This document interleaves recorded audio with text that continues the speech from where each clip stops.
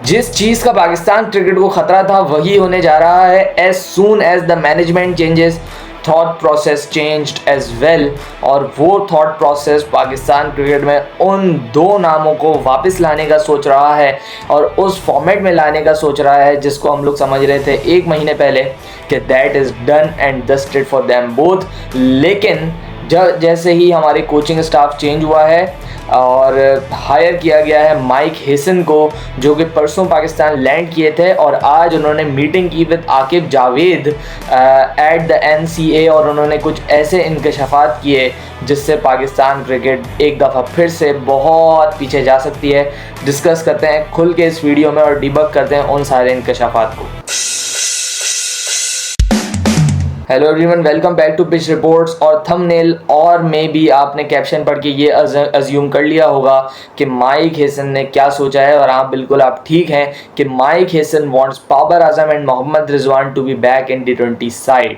और ये जो इंकशाफ है इसने मुझे चौंका के रख दिया है, बिकॉज़ जिस तरीके की रिजवान की परफॉर्मेंस रही है इन दिस PSL, इसके बाद मुझे कोई डाउट नहीं था कि this is the end of Rizwan T20 career.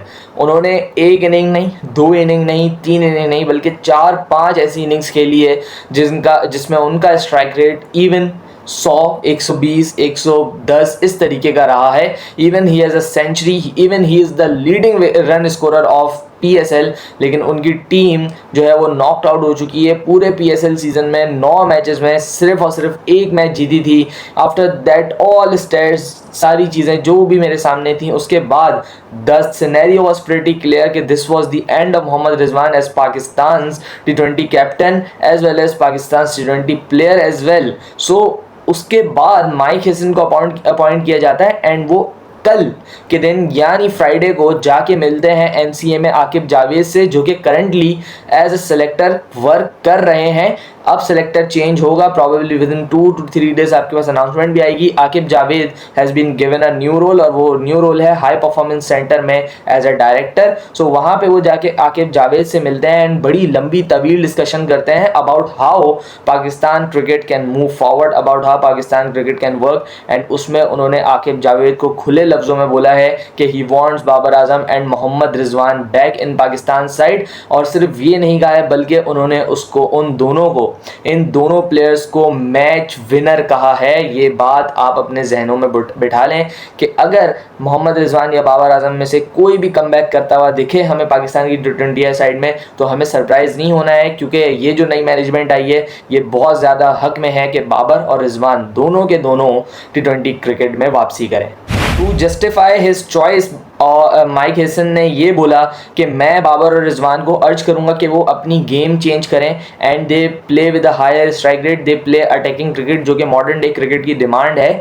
लेकिन अगर मैं आप माइक हेसन से या किसी से भी एक सवाल करता हूं कि अगर मोहम्मद रिजवान में इतनी कैपेसिटी होती कि वो अपने गेम को चेंज कर पाएँ, अपने गेम को अडेप्ट कर पाएँ, या तेज़ स्ट्राइक रेट पे खेल पाएँ, या लंबे छक्के मार पाएँ, तो क्या इस नहज तक बात जाती? क्या मोहम्मद रिजवान की place in the T20 side vulnerable होने तक आती? जब अब मोहम्मद रिजवान में ये एबिलिटी होती, अगर मोहम्मद रिजवान को तेज़ खेलना आता होता तो शायद Mohammad Rizwan would have improved after 2022, क्योंकि जिस तरीके का horrible world cup Mohammad Rizwan ने खेला था 2022 वाला, slow start, 6 over 35, 6 over 30, 2 out, इस तरीके से स्टार्ट्स दिए थे उन्होंने। उसके बाद से ही कुछ होश के नाखून ले लेने चाहिए थे। लेकिन after all of his career मैं ये कंक्लूजन पे पहुंचा हूं कि Mohammad Rizwan don't know how to play with intent to score runs. और जो बात इमाद वसीम ने 2019 में कही थी वो बिल्कुल एक्यूरेट है। अगर मोहम्मद रिजवान को शायद मिसबाउल हक ओपन ना कराते पाकिस्तान के लिए तो उनका करियर जो है एज ए T20 प्लेयर, मैं समझता हूँ कहीं भी नहीं जाता, वो वहीं स्टक रहता, क्योंकि उनके अंदर एबिलिटी नहीं है टू एक्सेलरेट, उनके अंदर एबिलिटी नहीं है पहली बॉल से आके मारने की। ऑब्वियसली वो एक एंकर प्लेयर हैं और ही कैन नॉट चेंज, और इसका बहुत बड़ा सबूत हम ये PSL है। मैं पहले भी बता चुका हूँ, एक नहीं, दो नहीं, तीन नहीं, चार नहीं, 5-6 इनिंग्स ऐसी हैं जिसमें मोहम्मद रिजवान का strike rate has been under 150, और कंटिन्यू हो रहा है, ये कंटिन्यू, एक मैच की बात नहीं है, 2 मैच की बात नहीं है, आप देखें हर मैच में यही हो रहा है। हाईएस्ट रन स्कोरर होने के बावजूद भी आपकी टीम अगर बॉटम लाइन पे फिनिश कर रही है, so this tells about the runs which you are making, this tells about the runs that those runs are having no impact on your team's performance. और उसकी वजह यह है कि आप अपने रन्स करते हैं एंड इसके अलावा आप टीम का कोई फ़ायदा नहीं करते हैं, जिसकी वजह से टीम एक ऐसे स्टेट में फंसती है जहां पे वो मैच लूज़ करती है। एक सेंचुरी भी की मोहम्मद रिजवान ने, that was also in win on a pitch where the next team या ऑपोजिशन स्कोर 235, वहाँ पर रिजवान सेंचुरी कर रहे थे अप्रॉक्सीमेटली ऑन 57-58 बॉल्स, जो कि on that wicket respectively to that wicket was a very slow century. So I think Mohammad Rizwan के लिए डिबेट करना कि he can change this game, I don't think अपनी पूरी ज़िंदगी भी अगर मोहम्मद रिजवान निकाल लें तो वो अपने नेचुरल गेम को छोड़ पाएँ। वो एक डरपोक प्लेयर है मोहम्मद रिजवान, जिस तरीके से हमने उनकी इंडिया वाली इनिंग्स देखी थी, वो फुल ऑफ डरपोक क्रिकेट खेली उन्होंने। इसके अलावा मैं समझे कि लफ्ज़ों का चुनाव मैंने बहुत अच्छे से किया है, इससे घटिया वर्ड मैं इस्तेमाल नहीं कर सकता था।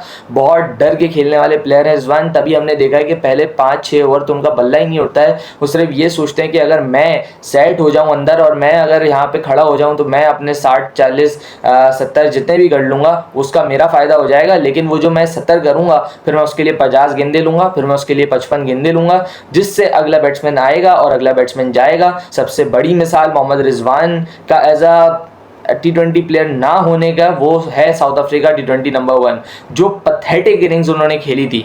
उसके बाद से Mohammad Rizwan should have never return to Pakistan cricket, but क्या कर सकते हैं, ये है पाकिस्तान क्रिकेट, ये इसका अलमिया है। एक नया कोच आता है, नई थॉट के साथ आता है, नए फैसलों के साथ आता है और एकदम से आपके सिस्टम को, आपके सेटअप को बदल और तबाह करके रख देता है। सेकेंडली बात करूंगा बाबर आजम पे, तो उनके लिए भी कुछ खास PSL रहा नहीं है, लेकिन बाबर आजम हमें पता है किस कैलिबर का प्लेयर है, वो किसी भी सिचुएशन में किसी भी वक्त अडेप्ट कर सकता है। लेकिन अगेन यही कहूँगा कि सलमान अली आगा या बाबर आजम, इन दोनों में से आप चॉइस कर लें। इफ़ हिसन समझते हैं कि Babar Azam should play in place of Salman, then you have to sacrifice for Salman. Salman एक इस्लामाबाद यूनाइटेड का प्लेयर भी है, तो देखते हैं वो फैसला लिया जाता है हिसन से या नहीं लिया जाता, बिकॉज सलमान एक ऐसा प्लेयर है जिसने वाहिद न्यूजीलैंड में परफॉर्म किया, 3 50s भी की T20 सीरीज़ में, अलग लगा, लीडिंग फ्रॉम द फ्रंट कर रहा था। लेकिन अगर बाबर आजम आते हैं तो क्या सलमान अली आगा अपनी जगह बचा पाएंगे टीम के अंदर? क्या Salman Ali Agha deserves to play T20 cricket if Babar Azam is there? क्योंकि मैं हमेशा यही कहता हूँ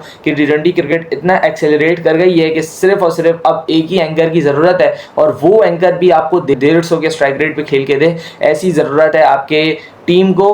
और आपके टीम को अगर सक्सेसफुल रहना है सो ये चीज़ें करनी पड़ेंगी। लेकिन अब जो है बहुत सख्त मुकाबला है in between these two, PSL कल से रिज्यूम हो रहा है, सो दोनों की परफॉर्मेंस बड़ी मैटर करती हैं। एंड आई बिलीव कि सलमान अली आगा जिस तरीके का उसने पोटेंशियल दिखाया था in New Zealand, so I think कि सलमान के साथ कैरी फॉरवर्ड करना चाहिए एंड बाबर आजम को भी प्लान्स में रखना चाहिए, बिल्कुल रखना चाहिए। He is a world class act, and जैसे ही सलमान से आप समझते हो कि सलमान से नहीं हो रहा है या Salman is not delivering with what Pakistan want, तो आप बाबर आजम को ट्राई कर सकते हो until and unless Salman is not there. If Salman is there, I don't think there is any point playing Babar.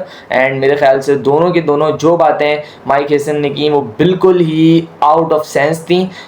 और मैं सिर्फ यही बोलूँगा कि पाकिस्तान क्रिकेट का ख्याल रखा जाए। Pakistan cricket is heading towards इस डिस्ट्रक्शन, और उसमें अगर ऐसे ख़राब फैसले लिए जाएंगे सो आई थिंक उस डिस्ट्रक्शन से हमें कोई नहीं रोकेगा फिर, और इसी तरीके से हम लोग नीचे दलदल में फंसते चले जाएंगे। ये बहुत बड़ी अपडेट PCB की जानिब से हमारे लिए, और ये आप जियो सुपर से भी वेरीफाई कर सकते हैं, नीचे एंड एवरी जगह से वेरीफाई कर सकते हैं, क्योंकि जो भी यहाँ पे आपको खबर दी जाती है वो अपनी तरफ से नहीं बनाई जाती है, that is a reality based news. और ये वाली जो न्यूज़ है ये पाकिस्तान क्रिकेट को, पाकिस्तान क्रिकेट फैन को चौंका देने वाली है। एंड आई रियली होप कि पाकिस्तान क्रिकेट के लिए अच्छे फैसले लिए जाएँ, और अगर बाबर रिजवान वापस आ रहे हैं तो it means you have to sacrifice on your youngsters. वो यंगस्टर्स जिसमें हारिस भी शामिल है, वो यंगस्टर्स जिसमें हसन नवाज जैसा प्लेयर शामिल है जिसने सेंचुरी करके एक दफ़ा फिर अपना लोहा मनवाया। लेकिन कोच वांट समथिंग एल्स, सो अगर कोच चाहता है सो मे बी वो चीज़ उसको मिल भी जाए। एंड लेट्स सी कि बाबर और रिजवान में कितना पोटेंशियल है कि they can change the game. And I don't think कि Rizwan specially can change its game in this phase of his career when almost it is towards the ending phases. मेरे ख्याल से रिजवान का करियर ये PSL ख़त्म कर चुका है एंड आई थिंक ये पाकिस्तान क्रिकेट से या पाकिस्तान T20 क्रिकेट से स्पेशली उनको जितना दूर रखा जाए उतना सेफ हाथों में होगी हमारी T20 क्रिकेट, वरना रिजवान जैसा माइंडसेट इस लीग को भी खाता है, इस T20 टीम को भी खाता है। So be aware and I really hope Pakistan के लिए अच्छा काम करें माइक हेसन और अच्छे लोगों को लेके आए इन द टीम, ताकि हमारी टीम एक दफ़ा फिर से विनिंग वेज की तरफ आए और एक अच्छा मुकाबला देने में कामयाब हो in the Asia cup as well as world cup. मिलते हैं किसी और वीडियो में, अपना बहुत सारा ख्याल रखिएगा। अल्लाह हाफ़िज़।